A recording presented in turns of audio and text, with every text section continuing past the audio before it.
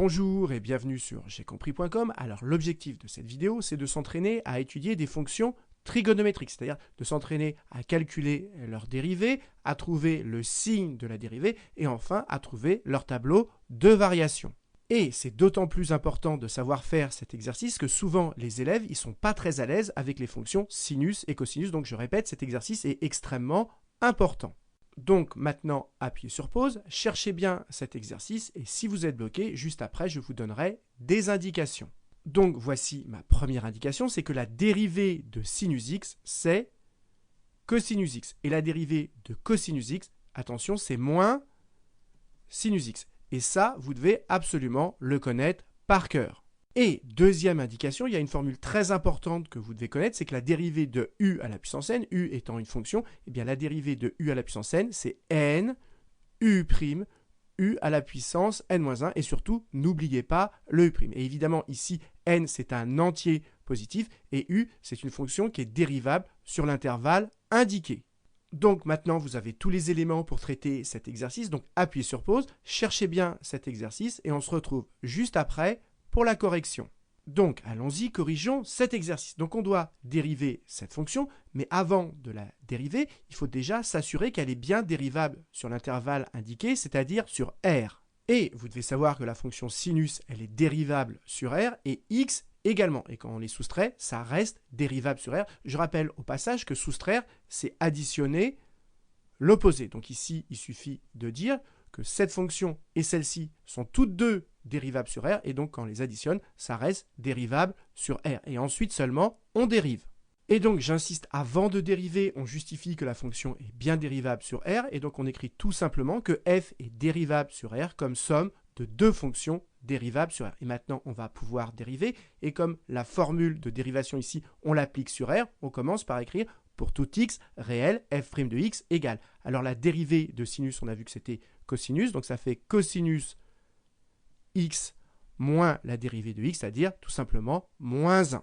Donc maintenant, on nous demande d'étudier le signe de la dérivée, c'est-à-dire le signe de ceci. Mais on sait que cosinus x, quel que soit x réel, c'est toujours compris entre moins 1 et 1. Donc ce nombre-là, il est toujours compris entre moins 1 et 1, et on va lui enlever 1. Donc on enlève partout. Enlever, ça ne change pas l'ordre, c'est-à-dire ça ne change pas le sens dans l'inégalité. Donc on a cos x moins 1. Ici, j'enlève 1, 1 moins 1, ça fait 0. Et ici, ça nous fait moins 2. Et donc, on a démontré que ceci, la dérivée, elle est comprise entre moins 2 et 0. Mais comme nous, on veut son signe, on regarde que cette partie-là. Et donc, ça veut dire que la dérivée est négative. Et donc, c'est ce que j'ai écrit ici. Et si la dérivée est négative pour tout x réel, eh bien, ça veut dire que la fonction f, elle est tout simplement décroissante sur R. Et ensuite, on pense à tracer la courbe de la fonction pour vérifier qu'on ne s'est pas trompé. Donc, allons-y. Ici, je tape sinus x moins x. Et regardez, alors je vais zoomer en arrière et regardez la courbe que j'obtiens. J'obtiens bien la courbe d'une fonction toujours décroissante sur R, ce qui confirme nos résultats qu'on a trouvés par le calcul. Donc maintenant, passons à la question B, et donc à la fonction sinus carré x. Alors ça veut dire quoi sinus carré x? Ça veut dire sinus x que multiplie sinus x. Et donc déjà, avant de dériver, comme tout à l'heure, on va justifier que cette fonction, elle est bien dérivable sur l'intervalle indiqué. Et vous devez savoir que quand on multiplie deux fonctions qui sont dérivables chacune sur un intervalle i, eh bien le produit des deux est encore dérivable sur cet intervalle i. Or, la fonction sinus, elle est dérivable sur R, donc quand on la multiplie par elle-même qui est également dérivable sur R, eh bien ça donne une fonction qui est dérivable sur R, et donc si c'est dérivable sur R, c'est a fortiori dérivable sur cet intervalle 0, pi. Et donc j'écris tout simplement que f est dérivable sur cet intervalle comme produit de deux fonctions, sinus fois elle-même, qui sont toutes les deux dérivables sur 0, pi. Et maintenant, on va pouvoir dériver cette fonction. Et maintenant, pour dériver cette fonction f, il faut comprendre que ici, c'est sinus au carré, c'est-à-dire que c'est de la forme u au carré avec u qui correspond à sinus x. Et donc, on va appliquer la formule u puissance n, la dérivée de u puissance n. Donc, je commence par écrire sur ma copie que je l'ai remarqué. Donc, j'écris que f est de la forme u au carré, avec u qui correspond à sinus x. Et je n'oublie pas de préciser que cette fonction sinus, elle est bien dérivable sur l'intervalle indiqué. Et maintenant, on n'a plus qu'à appliquer la formule f', la dérivée de u au carré. On applique cette formule avec n égale 2, donc ça fait 2 u', u à la puissance 2n-1, c'est-à-dire n ici correspond à 2, donc ça fait 2 moins 1, et 2 moins 1, ça fait 1, et donc ça fait u puissance 1, autrement dit, ça fait u.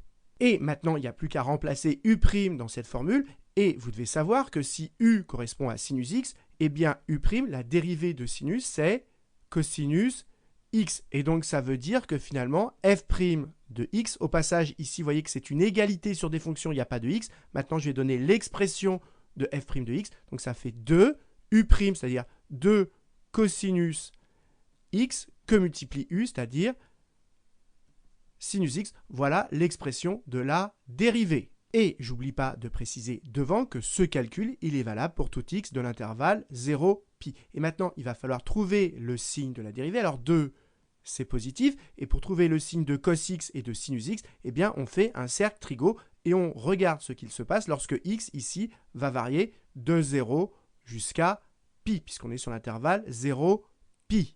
Donc, ça veut dire qu'on va prendre x quelque part ici dans l'intervalle 0pi. Donc, je place x ici au hasard dans cet intervalle. Et vous devez savoir que le cosinus, c'est l'abscisse de ce point. Et donc, quand est-ce que le cosinus va être positif? Donc, on part de x qui vaut 0. On augmente, on augmente, on augmente. Ici, on est à pi sur 2. Et vous voyez que quand on est dans l'intervalle 0, pi sur 2, le point va se balader ici et le cosinus va se balader là. Et donc, il va être positif parce qu'on le lit sur l'axe des abscisses et il est plus grand que 0. Donc je répète, sur l'intervalle 0, pi sur 2, le cosinus va être positif. Et vous l'avez compris, entre pi sur 2 et pi, eh bien du coup, le cosinus, il va être là et donc il va être négatif. Et pour résumer ce qu'on est en train de faire, on fait un tableau de signes. Donc ici, j'ai 3 blocs, j'ai 2, j'ai cos x et sinus x. Donc voilà mes 3 blocs. 2, ça va être partout positif. Cosinus x, on vient d'expliquer qu'il est positif sur l'intervalle 0, pi sur 2. Donc sur l'intervalle 0, pi sur 2, cosinus x est positif. Et de pi sur 2 à pi, ici, il est négatif. Et pile en pi sur 2, le cosinus, il vaut 0. Maintenant, pour le sinus. Le sinus, c'est l'ordonnée de ce point-là. Donc c'est ici qu'on lit sinus x. Et vous voyez que, regardez, si on fait varier x entre 0 et pi, le point, il va être sur cet arc de cercle, et le sinus, du coup, il va rester toujours au-dessus de l'axe des abscisses, et donc il va être toujours positif. Donc ici, pour le sinus, c'est toujours positif. Quant à 2, 2 c'est une constante, c'est indépendant de x, c'est toujours positif.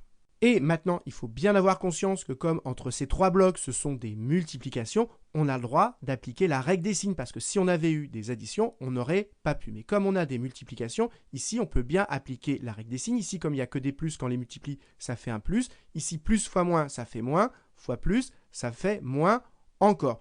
Et la dérivée, elle s'annule ici en pi sur 2, là où le cosinus s'annule.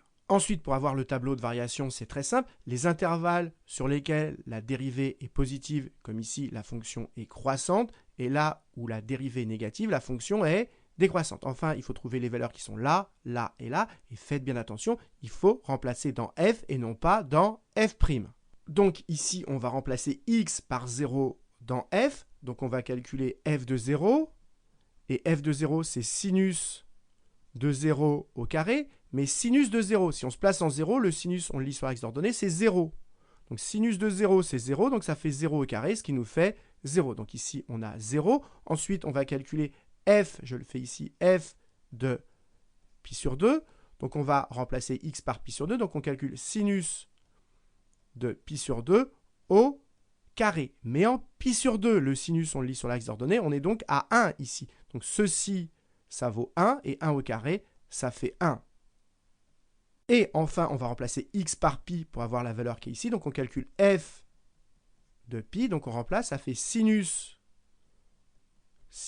de pi au carré.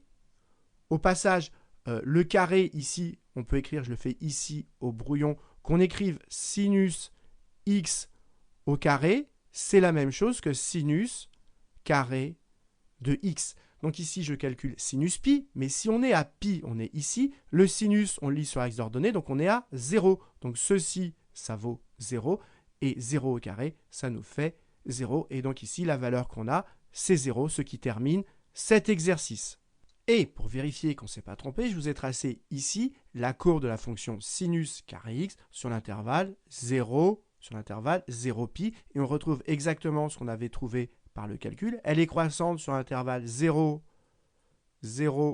pi sur 2, elle est croissante de 0 ici, on est approximativement, on le voit, à pi sur 2, et de pi sur 2 à pi, de pi sur 2 ici à pi, eh bien, elle est décroissante, ce qui confirme ce qu'on avait trouvé par le calcul.